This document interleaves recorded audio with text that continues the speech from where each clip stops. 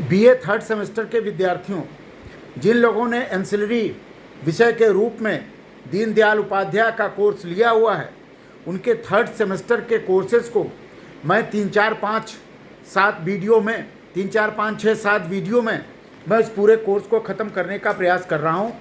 आज से मैं इस वीडियो को अपना जो यूट्यूब का चैनल है उस चैनल पर डालूँगा और उस यूट्यूब चैनल के लिंक को आपको दे दूँगा।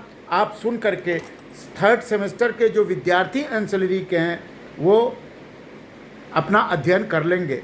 थर्ड सेमेस्टर का जो पेपर है उसका नाम है आधुनिक पश्चिमी विकास तथा इसका भारत को प्रवाह। आधुनिक पश्चिमी विकास तथा इसका भारत पर प्रवाह। इसमें जो अध्याय दिए हुए हैं उसमें पहला अध्याय है ईश्वरीय सत्ता का राज्य से, सेकुलरिज्म तथा धर्मनिरपेक्षता, और उसके बाद है राष्ट्रवाद एवं लोकतंत्र एवं समाजवाद। तो मैं इस विषय को आपके सामने वीडियो के रूप में रखने का प्रयास कर रहा हूं। पंडित दीनदयाल उपाध्याय के सामाजिक और राजनीतिक विचारों को अलग अलग करना काफ़ी कठिन काम है, क्योंकि उपाध्याय जी राजनीति एवं राज्य व्यवस्था को समाज की प्रतिनिधि व्यवस्था नहीं मानते थे। अतः उन्होंने उनके राजनीतिक विचार भी सामाजिक ज़्यादा, राजनीतिक कम है। धर्म व संस्कृति तथा धर्म और संस्कृति पंडित दीनदयाल उपाध्याय को इतना प्रभावित करते हैं कि चाहे वे सामाजिक विषयों का प्रतिपादन कर रहे हों या राजनीतिक विषयों का प्रतिपादन कर रहे हों, उन्हें सांस्कृतिक आयाम देते हैं। मतलब पंडित दीनदयाल उपाध्याय का समस्त चिंतन सांस्कृतिक चौगठे में कसा हुआ आपको दिखाई पड़ेगा। उन्होंने भारत में संस्कृति को सर्वोच्च माना, धर्म को सर्वोच्च माना और सांस्कृतिक आवरण में ही उन्होंने अपने राजनीतिक चिंतन की व्याख्या की। जैसे लोकतंत्रात्मक शासन पद्धति व प्रक्रिया से अधिक उनकी रुचि लोकतांत्रिक सामाजिक संस्कृति में है। जो लोकतंत्र की बात करते हैं, लोकतंत्र को शुद्ध राजनीतिक बना देते हैं, लेकिन दीनदयाल उपाध्याय के लिए लोकतंत्र सिर्फ राजनीतिक नहीं है, वह उसको मानते हैं कि लोकतांत्रिक सामाजिक संस्कृति है। भारत में लोकतंत्र नहीं, लोकतांत्रिक सामाजिक संस्कृति का विकास हुआ है। राज्य व्यवस्था में अधिक से अधिक उनकी रुचि समाज की धर्म चेतना में है। वे मानते हैं कि भारत में समाज जो है उसकी धर्म चेतना है। भारत के लोग बिना धर्म के जीवित नहीं रह सकते। धर्म भारत के लोगों की आत्मा है, चित्त है, और हर काम में वो धर्म को आगे करके अपना काम करते हैं। अतः उनके सामाजिक और राजनीतिक विचार हैं वो परस्पर गुथे हुए हैं, एक दूसरे से सम्मिलित हैं। राजनीतिक विचारों के अंतर्गत माने जाने वाले उनके तत्वों को हम बिंदुवत कर सकते हैं। उनके विचारों को हम राजनीतिक विचारों के नाते विवेचन इस प्रकार करेंगे जिसमें ईश्वरीय सत्ता भी आती है, राज्य से सेकुलरिज्म भी आता है, धर्मनिरपेक्षता भी आता है, राष्ट्रवाद भी आता है, समाजवाद भी आता है और लोकतंत्र भी आता है। राष्ट्रवाद के संदर्भ में पंडित दीनदयाल उपाध्याय ने अद्भुत बात की। ये सारे राष्ट्रवाद के ये सारे बिंदु इस आधार पर प्रतिपादित हैं। कैसे? पहले वे राज्य की उत्पत्ति की बात करते हैं, दूसरे वे धर्म राज्य की बात करते हैं, तीसरे वे राज्यवाद की बात करते हैं, चौथे वे प्रजातंत्र की बात करते हैं, पांचवें वे समाजवाद की बात करते हैं, छठे वे लोक कल्याणकारी राज्य की बात करते हैं, सातवें संघात्मक बनाम एकात्मक राज्य की बात करते हैं और आठवें में वो राष्ट्रवाद ले आते हैं। मतलब राष्ट्रवाद के सीढ़ी के रूप में राष्ट्रवाद तक पहुंचने के लिए राज्य की उत्पत्ति को समझना जरूरी है, राष्ट्रवाद को समझने के लिए धर्म राज्य को समझना जरूरी है, राष्ट्रवाद को समझने के लिए राज्यवाद को समझना जरूरी है, राष्ट्रवाद को समझने के लिए प्रजातंत्र को जो समझना जरूरी है, राष्ट्रवाद को समझने के लिए लोक कल्याणकारी राज्य जरूरी है, राष्ट्रवाद को समझने के लिए संघवाद बनाम एकात्मक राज्य भी जरूरी है। बिना इसे समझे भारत के राष्ट्रवाद को समझा नहीं जा सकता। पंडित दीनदयाल उपाध्याय इन बिंदुओं पर कोई स्वतंत्र लेखन नहीं करते। वो प्लेटो की तरह, मैकियावेली की तरह, हाब्स की तरह, लाक की तरह, रूसो की तरह, कौटिल्य की तरह, महाभारत की तरह, उपनिषद की तरह, राजनीति रत्नाकर की तरह, कामंदकी नीतिसार की तरह वो स्वतंत्र लेखन नहीं करते। उनके विचारों में ये सारे प्रसंग आते हैं। वे अपने विचारों में इन प्रसंगों को आगे बढ़ाते हैं और उन प्रसंगों को आगे बढ़ा करके उस प्रसंग के माध्यम से इन बिंदुओं पर विचार करते हैं। और यत्र तत्र जगह जगह उन्होंने प्रतिपादित विषयों को अगर आप एकत्रित करेंगे, इस तरह की कोई किताब नहीं है। दीनदयाल शोध पीठ ने, पंडित दीनदयाल उपाध्याय पीठ ने कुछ किताबें इधर प्रकाशित की हैं जिनसे आपको लाभ मिले। वो सारी किताबें दीनदयाल पीठ की लाइब्रेरी में उपलब्ध हैं, आप उसको देख सकते हैं। लेकिन अभी इन किताबों की रचना नहीं की जा सकी है। दीनदयाल उपाध्याय जी राज्य की उत्पत्ति के संदर्भ में क्या मान्यता रखते हैं? दीनदयाल उपाध्याय जी राज्य की उत्पत्ति के संबंध में कहते हैं कि राज्य की उत्पत्ति समाज की आवश्यकता की पूर्ति के लिए हुई। राज्य की उत्पत्ति क्या हुई? समाज की आवश्यकता की पूर्ति। हाब्स क्या कहता है? राज्य की उत्पत्ति व्यक्ति से द्वारा होती है। पश्चिमी विचारक राज्य की उत्पत्ति व्यक्ति से मानते हैं, पश्चिम के विचारक। दीनदयाल उपाध्याय जी राज्य की उत्पत्ति किससे मानते हैं? समाज की उत्पत्ति के रूप में मानते हैं। और समाज की उत्पत्ति के समाज के जो मूलभूत आवश्यकता है, उस समाज की मूलभूत आवश्यकताओं को पूर्ण करने के लिए, उसी में समाज में व्यक्ति आता है। ध्यान रखिएगा, समाज में क्या आता है? व्यक्ति भी आता है, लेकिन उस समाज के व्यक्ति के सामूहिक रूप को लेते हैं। तो समाज में की आवश्यकताओं को पूर्ण करने के लिए उसे परमेष्ठि तक, पूर्णता तक पहुंचाने के लिए पंडित दीनदयाल उपाध्याय मानते हैं कि राज्य की उत्पत्ति होती है। वे समाज और राज्य की उत्पत्ति एक साथ हुई नहीं मानते। पश्चिम के विचारक ये मानते हैं कि समाज और राज्य की उत्पत्ति एक साथ हुई। राज्य व्यापक समाज है, यह अरस्तु कहता है। दीनदयाल इसे नहीं मानते। राज्य की उत्पत्ति समाज के साथ नहीं मानते, वरन समाज पहले उत्पन्न हुआ। दीनदयाल जी मानते हैं कि समाज पहले उत्पन्न हुआ, राज्य बाद में। राज्य का जो भाई है, सहोदर है, भ्राता है, वह है धर्म। राज्य का समाज का जो सहोदर है वह है धर्म। धर्म के आधार पर समाज चलता है। पंडित दीनदयाल उपाध्याय प्राचीन भारत की मान्यता है उसे स्वीकार करते हैं और वो कहते हैं कि कृतयुग में राज्य व दंड की व्यवस्था नहीं थी। महाभारत में एक बहुत बढ़िया वाक्य आता है। वह आता है कि प्राकृत युग में राज्य नहीं था, लेकिन समाज था। महाभारत क्या कहता है? कृतयुग में राज्य नहीं था, समाज था।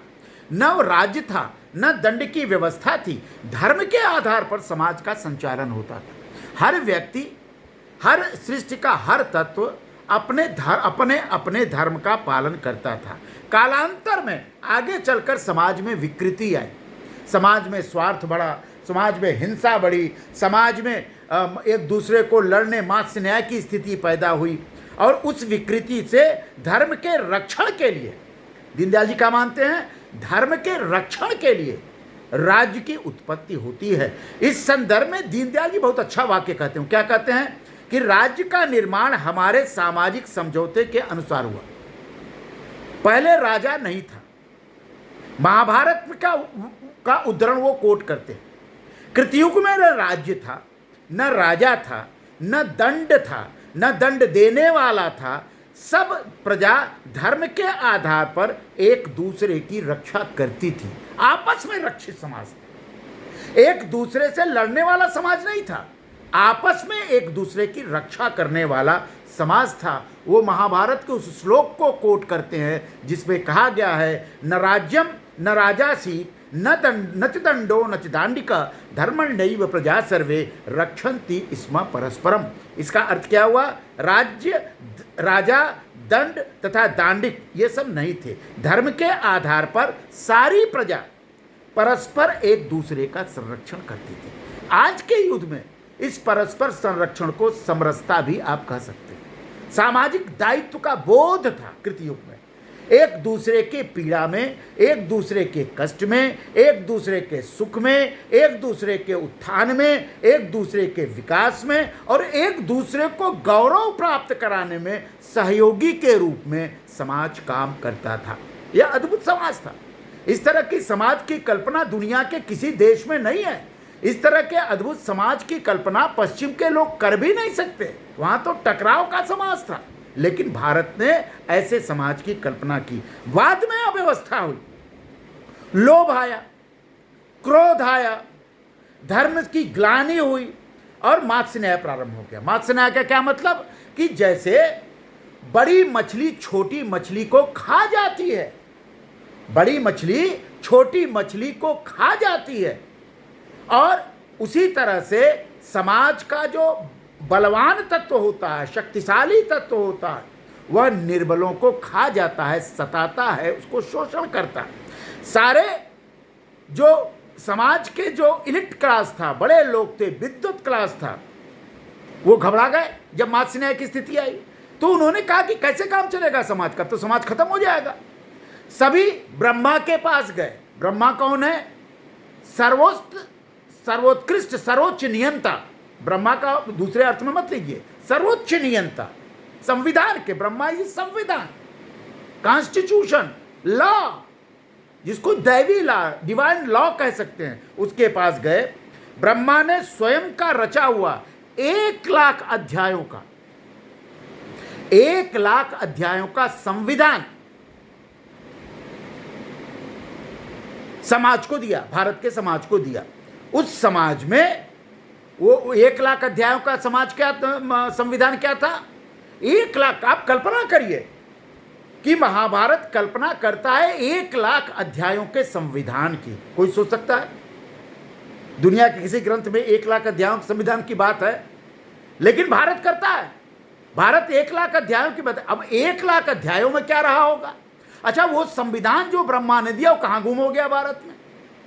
कहां गायब हो गया भारत से? कौन चुरा ले गया उसको? कौन छीन ले गया उसको? तो छीन न ले जाए, सुरक्षित रहे, उसके लिए 1,00,000 अध्यायों के उस संविधान में दंड नीति की बात की गई। दंड नीति मतलब रूल ऑफ लॉ। दूसरा, राज्य शास्त्र की बात की गई। राज्यशास्त्र मतलब गवर्नेंस, पॉलिटिक्स, पब्लिक एडमिनिस्ट्रेशन। ये इसके भाग निकाले गए उसमें। और उन्होंने साथ साथ आकर के एक व्यक्ति को कहा कि अब तुम्हें संविधान मिल गया, दंड का रूल ऑफ लॉ मिल गया, गवर्नेंस का आधार मिल गया, अब तुम कार्यपालिका के रूप में राजा बन जाओ। राजा बन जाने के लिए, जिस व्यक्ति को राजा बनने के लिए ब्रह्मा ने कहा, उन्होंने कहा कि मैं राजा नहीं बन सकता, क्योंकि राजा बनने के लिए मुझे दंडित करना पड़ेगा, दंड देना पड़ेगा। चूंकि मैं कृतयुग का व्यक्ति हूं, इसलिए मैं किसी को दंड नहीं दे सकता। और दंड देने के बाद लोगों की हत्या करनी पड़ेगी, हिंसा करनी पड़ेगी, मारना पड़ेगा, कुछ को पीटना पड़ेगा, कुछ को कारागार में डालना होगा, अन्य को कठोर कर्म करने पड़ेंगे। यह पाप मैं क्यों करूं? क्योंकि मैं कृतयुग का हूं, मैं सतयुग का हूं। इस पर ब्रह्मा जी ने उनसे कहा कि ऐसी कुछ बात नहीं है, आप यह पाप नहीं, बल्कि अन्य लोग धर्म का काम करें, तुम यह काम करोगे। ब्रह्मा ने समाज से कहा कि आप तो धर्म का काम करेंगे और राजा जो कार्यपालिका होगा वह समाज का काम करेगा, अतः यह धर्म ही गिना जाएगा। मतलब समाज का काम करने वाला कार्यपालिका, समाज का काम करने वाला राज्य, समाज के कल्याण के लिए उद्भूत राज्य, वह धर्म राज्य होगा। जो राज्य कल्याण का काम करता है वह राज्य धर्म राज्य कहा जाता है। इसलिए उन्होंने आगे कहा कि प्रजा के कितने कर्म होंगे, उन कर्मों का एक भाग मिल जाएगा। अगर प्रजा के कर्म से जो आमदनी होगी, जो अर्थव्यवस्था होगी, उसका एक भाग टैक्स के रूप में राजा को तुम्हें मिल जाएगा, और वह जितना भी धर्म करेंगे उसका भाग आपको मिल जाएगा। ये टैक्सेशन, यह जो बात है, यह भारत में टैक्सेशन प्रथा को आगे बढ़ाने का एक महत्वपूर्ण संकेत है कि भारत में टैक्सेशन एक महत्वपूर्ण पक्ष था। पश्चिमों ने हमको टैक्सेशन नहीं सिखाया, भारत में टैक्सेशन स्वयं सीखा और यह बताया, और उन्होंने कहा कि यह नहीं हो सकता समाज में कि मीठा मीठा गप्प हो जाए और कड़वा कड़वा थू हो जाए। ये कहा गया कि अगर मीठा मीठा गप्प होगा तो कड़वा कड़वा भी गप्प होगा, मीठा भी खाना पड़ेगा, कड़वा भी खाना पड़ेगा, दोनों का मिक्सचर सहना पड़ेगा, तभी राज्य की उत्पत्ति हो सकती है, तभी राज्य और समाज चल सकता है। यह एक सामाजिक समझौते का सिद्धांत है। आपने सामाजिक समझौते की बात की, आप पढ़े होंगे, पॉलिटिकल साइंस के होंगे, तो लॉक ने की। तो इस सामाजिक समझौते का सिद्धांत दूसरे रूप में आया। यह सामाजिक समझौता राष्ट्र से ऊपर नहीं है, राज्य राष्ट्र के अंदर है, राष्ट्र सर्वोच्च है, राज्य उसका पार्ट है। किंतु पश्चिम में सब कुछ उल्टा पुल्टा हुआ। समाज तो उनकी दृष्टि से समझौते से पैदा हुआ, परंतु राजा के दैवीय अधिकार की बात उन्होंने की। भारत ने राजा के दैवीय अधिकार की बात नहीं की, भारत ने राजा के दैवी स्वरूप की बात की। दैवीय अधिकार से प्राप्त होने पर राजा निरंकुश हो जाएगा, क्योंकि वह उसका जो संबंध होगा, उसका जो उत्तरदायित्व होगा, वह देवता के प्रति होगा। लेकिन महाभारत कहता है कि राजा का संबंध देवताओं से नहीं है, राजा का संबंध सीधे मनुष्य से है, समाज से है। और जो राजा अच्छा काम करेगा वह देवता के समान होगा। जैसे आज भी अच्छे काम करने वाले लोगों को गांव में, समाज में हाथ जोड़ के कहते हैं आप तो देवता के समान है, तो वो व्यक्ति देवता नहीं है, लेकिन उसके कार्य देवता के समान है। वो कल्याण का काम करता है, वह सम्मान का काम करता है, वह लोगों को मात्सन्याय में नहीं ढकेलता, वह लोगों का नुकसान नहीं पहुंचाता, इसलिए वह देवता के समान है। इसलिए कहा गया कि समाज को स्वयंभू माना और राज्य एक संस्था के नाते है। मतलब दीनदयाल जी मानते हैं, महाभारत के उस वाक्य को मानते हैं कि समाज स्वयंभू है, स्वयं बना हुआ है, और राज्य निर्मित संस्था है। इस आधार पर 3 बातों पर पंडित दीनदयाल उपाध्याय अपना मत प्रस्तुत करते हैं। राज्य की उत्पत्ति के पूर्व समाज की स्थिति, राज्य की उत्पत्ति तथा पश्चिम की राज्य की उत्पत्ति की अवधारणा, इसमें 2 बातें आती हैं। इसका उदाहरण क्या है कि राज्य की उत्पत्ति समाज के बाद हुई। राज्य की उत्पत्ति क्या हुई? समाज के बाद हुई। राज्य उत्पत्ति के पूर्व समाज सहज धर्म का पालक था। समाज क्या था? सहज धर्म का पालक था। धर्म विधायक, ऋषि और प्रजापति, ब्रह्मा स्वयं राजा नहीं थे। विधि का शासन था, रूल ऑफ लॉ था। तीसरा, राज्य मानवीय विकारों की उत्पत्ति। दीनदयाल जी मानते हैं राज्य क्या है? मानवीय विकारों की उत्पत्ति है।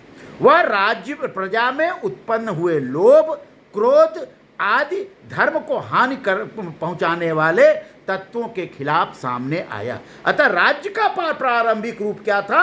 नकारात्मक था, और वह दंड नीति के रूप में था। चौथा क्या कहते हैं कि भारतीय राज्य कल्पना वैधानिक राज्य की कल्पना करती है।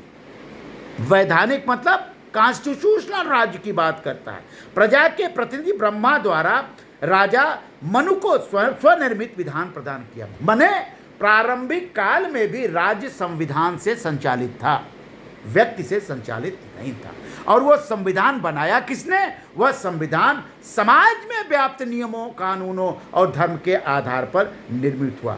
राज्य, राजा और प्रजा दोहरे समाज से उत्पन्न हुए, दोहरे समाज से। धर्म स्थापना का कार्य ऋषियों ने तथा धर्म संरक्षण का कार्य राज्य ने किया।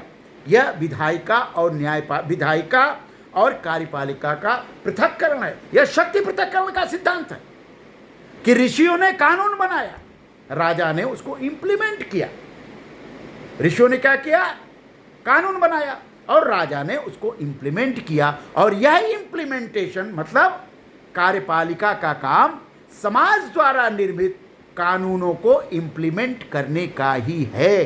कानून बनाने का नियम राजा के पास नहीं है। छठवां में क्या कहा कि प्रजा के धर्म का एक भाग राजा को मिलेगा। जो प्रजा के धर्म का, प्रजा धर्म मतलब व्यवसाय करेगा, कार्य करेगा, कमाएगा, धमाएगा, अपने को उत्थान, अर्थव्यवस्था, अर्थ को ग्रहण करेगा, तो उस अर्थ को, कमाए हुए अर्थ का एक भाग धर्म के रूप में एक भाग राजा को मिलेगा।